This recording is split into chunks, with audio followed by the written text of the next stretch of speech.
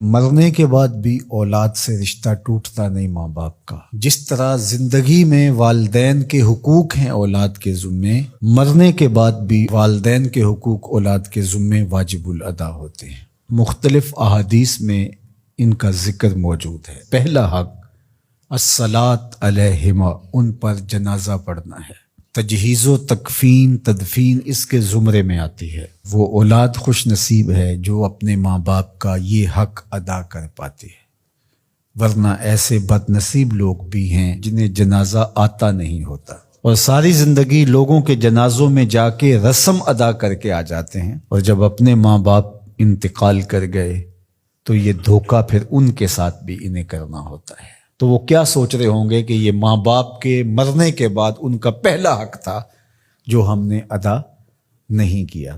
دوسرا حق استغفار لہما، ان کے لیے بخشش کی دعا کرنا، مغفرت کی دعائیں کرنا، اے اللہ ان کی مغفرت فرما۔ تو یہ بات ذہن میں رکھیے، جس طرح باپ کی ماں کی دعائیں اولاد کے حق میں قبول ہوتی ہیں، اس طرح اولاد کی دعائیں والدین کے حق میں قبول ہوتی ہیں۔ تو ان کے لیے استغفار کیا جائے۔ ایک شخص فوت ہوا اور اپنی بدعمالیوں کی وجہ سے قبر میں جکڑا گیا، تو بعد میں اچانک اس سے عذاب اٹھا لیا گیا کچھ عرصے کے بعد۔ تو بارگاہ عزدی میں عرض گزار ہوا، مالک میرے اعمال تو ایسے نہیں تھے کہ مجھے ان مشکلوں سے نکال کے کھڑکی کھول دی گئی جنت کی، تو کہا کہ تیرے مرنے کے بعد تیری بیوی کے ہاں جو بیٹا پیدا ہوا، تیرا بچہ پیدا ہوا، پھر اس نے اس کو پروان چڑھایا، اب وہ بولنے لگا اور اس کو وہ درس گاہ میں چھوڑ آئی، تو استاد نے اس کو پڑھایا، بیٹا پڑھو بسم اللہ الرحمن الرحیم، تو اس نے یہ پڑھا، مجھے شرم آئی کہ اس کا بیٹا مجھے رحمان الرحیم کہہ رہا ہے اور میں اس کو عذاب دوں۔ اللہ اکبر۔ اولاد نیک ہو تو اس کا فائدہ ماں باپ کو پہنچتا ہے۔ ایک حق یہ بھی ہے کہ اولاد نیک ہو، چونکہ اچھے اور برے اعمال قبر میں ماں باپ کو پیش کیے جاتے ہیں۔ اچھے ہوں تو خوش ہوتے ہیں، برے ہوں تو انہیں تکلیف پہنچتی ہے۔ اس لیے ماں باپ کا مرنے کے بعد جو اولاد کے ذمے حق ہے، ان میں سے ایک حق یہ ہے کہ وہ نیک اور صالح ہوں تاکہ ان کو قبر میں راحت پہنچے۔ تیسرا حق ماں باپ کا جو اولاد کے ذمے ہے وہ انفاذ العہد ہے، ان کے عہد پورے کرنے، ان کے وعدے پورے کرنے۔ یعنی انہوں نے جو عہد کر رکھا تھا کسی وجہ سے پورا نہیں کر سکے، تو اولاد کے ذمے ہے کہ وہ اس کو ادا کرے۔ وہ عہد اللہ سے بھی ہو سکتا ہے اور اللہ کی مخلوق سے بھی ہو سکتا ہے۔ اللہ سے کوئی منت مانی تھی، پوری نہیں کر سکے، اسی طرح مخلوق کے ساتھ کوئی وعدہ تھا، اس وعدے کی تکمیل نہیں ہو سکی تھی، تو ان وعدوں کو پورا کرے۔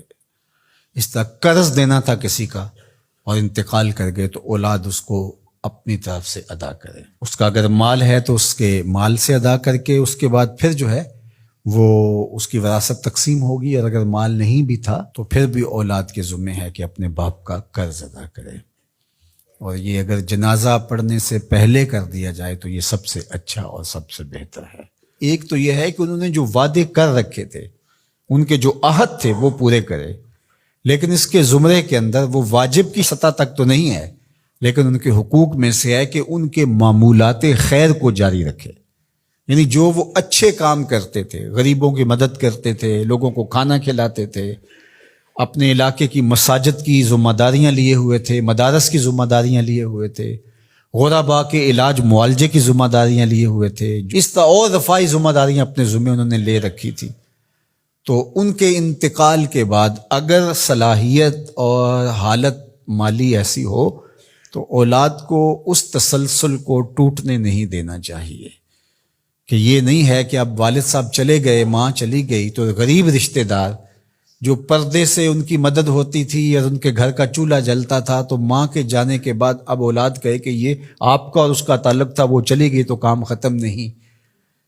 اس معمول کو جاری رکھیں، قبر میں ماں کی روح خوش ہوگی، روح بھی خوش ہوگی، اور اس کا اجر آپ کو بھی ملے گا، اور برابر اتنا ہی اجر آپ کے ماں باپ کو بھی قبر میں ملے گا، اس لیے کہ اس کار خیر کو شروع انہوں نے کر رکھا تھا۔ تو جو معمولات خیر ہیں ماں باپ کے، ان کو جاری رکھا جائے۔ چوتھا حق ماں باپ کا مرنے کے بعد جو اولاد کے ذمے عائد ہوتا ہے وہ ہے بر الاصدقاء، حسن سلوک کرنا باپ کے دوستوں کے ساتھ اور ماں کی سہیلیوں کے ساتھ. خالہ ماں کی جگہ پہ آتی ہے اور چچا باپ کی جگہ پہ آتا ہے. تو ماں کے انتقال کے بعد جو ماں کی طرف سے رشتہ داری کا سلسلہ ہے اس کو توڑ نہ دیا جائے کہ اب ماں نہیں رہی تو رشتے بھی ختم، اس طرح باپ نہیں رہا تو رشتے بھی ختم. تو ان کے ساتھ صلہ رحمی کی جائے. مرنے والے والدین کے حقوق کو کون ہے ایسا دین جو اس طرح بیان کرے گا؟ آج دنیا یورپ کی بات کرتے ہیں، وہ تو زندہ ماں باپ کو اولڈ پیپلز ہوم میں چھوڑ آتے ہیں. ایک ماں 10 بچوں کو پال لیتی ہے، 10 بیٹوں کو ایک باپ پالتا ہے، پھر 10 بیٹے مل کر ایک باپ کو نہیں پال سکتے. تو خوش نصیب ہیں وہ لوگ جو اپنے ماں باپ کی خدمت کو شعار زندگی کہتے ہیں.